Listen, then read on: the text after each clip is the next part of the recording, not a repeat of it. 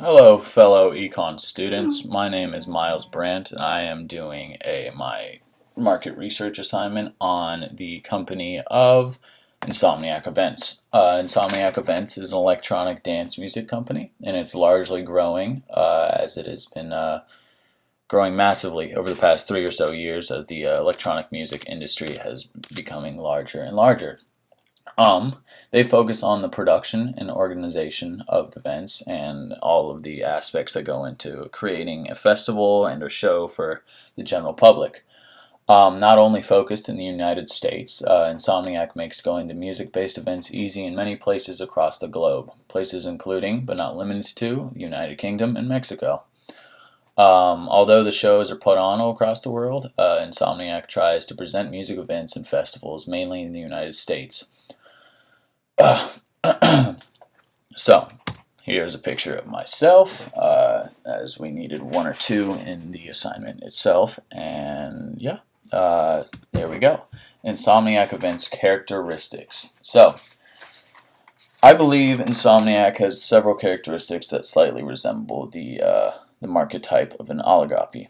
Well, firstly, is the size of the industry. Industry seems to be relatively small, as it is dominated by three general firms: Live Nation, AEG Live, and Insomniac itself, all of which specialize in their own creative ways. Although there are only three large firms in the industry, the marketplace is massive. In a 2015 study conducted by an events corporation in the United Kingdom, the electronic music industry has an estimated global value of $6.9 billion, a total 50% increase from 2013. So, that's the first characteristic. Surprisingly small, run by 3 or 4 big companies. Secondly, pricing options. As an oligopoly, Insomniac seems to have the ability to set their prices as they see fit, but they need to be cautious in doing so due to the fact that other firms can react in a variety of good and bad ways to an unexpected price changes. Prices may vary in relation to the kind of product they make available, the differentiated kinds of music shows. So they have control. They know what they're doing, but they also have to take into account how others will react. And third characteristic, consideration. With regards to other companies, Insomniac attempts and it's ongoingly pooling their resources with other firms to create the best and most profitable environment for all or most electronic music firms.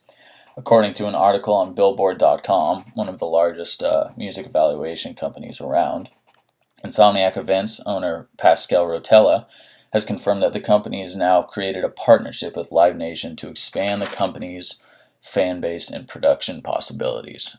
So, in the consideration portion of this, Insomniac attempts to combine all experiences and all profitable abilities together to make everything mesh, and so all companies can work together, and they have to take into consideration the choices of each other not as seriously.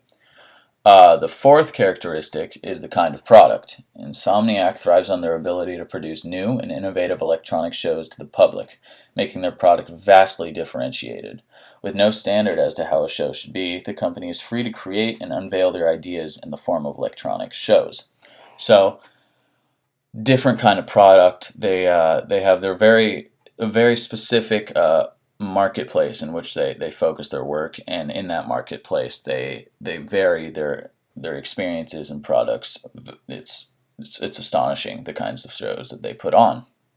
A fifth characteristic, we have the market structure. Oh no, we have advertisement. Advertisement is a key part to the success of many musically based companies around the world.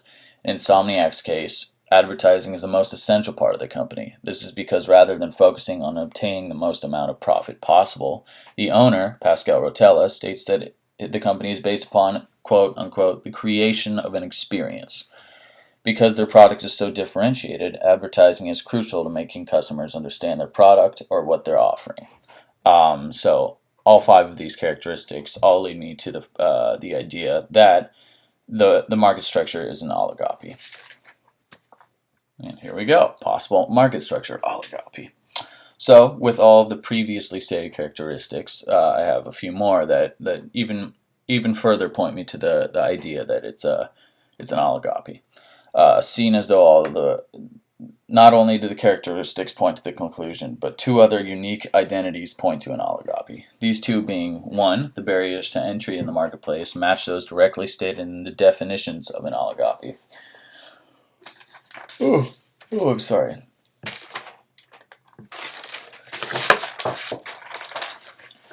And economies of scale, patent licenses, ownership of resources, and strategic barriers all make it quite difficult for other possible firms to enter or even consider entering the industry.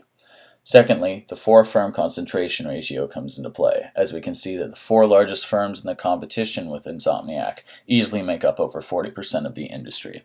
So, with all of the characteristics previously stated and these two, it points directly to the idea that this company is an oligopoly. And then in considering changes to the marketplace, I'll give an example of an actual situation occurring in the market now. Here we go. As stated previously, the global electronic music industry has a value now placed at $6.9 billion. With this 50% increase, we assume that this trend is going to continue and an increase in demand is going to be seen. In an oligopoly, the use of a kink demand curve is crucial to understanding how oligopolies work. This form of demand curve assumes that rival firms attempt to maintain their profits while adapting to the changes of other firms. All the while, so in total, they act asymmetrically. They will not change when there's a price rise, but if there's a price drop, they will react in some kind of way. Although not particularly crucial to the change in demand in this situation, understanding the curve enables us to know why and how oligopolies work. But with this increase in demand, we do see customers are becoming more needy for music events, pushing the demand curve on the right-hand side over here outwards. With this demand curve going outwards, it's also going to increase the variable costs with expansion. This is because they're going to have to take into account more shows that they're going to have to put on immediately on short notice, like several instances such as that. With this outward shift, the graph will look very similar when the demand curve goes to the right and outwards. It will pretty much look the exact same as this. They will still have an economic profit, all the while maintaining a nice structural graph. With this increase in economic profit, though, as well as a possible increase in normal profit, the demand will stay that is saying that the demand stays constant and or begins to increase. So, all in all, there will be an economic profit that occurs, and it can possibly increase in economic profit through the demand increasing, and over time, a possible normal profit is possible if demand stays constant.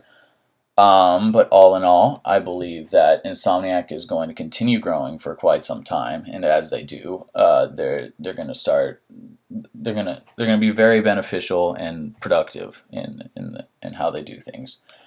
But that is it. Thank you for watching my video, and I will leave comments if you have any questions.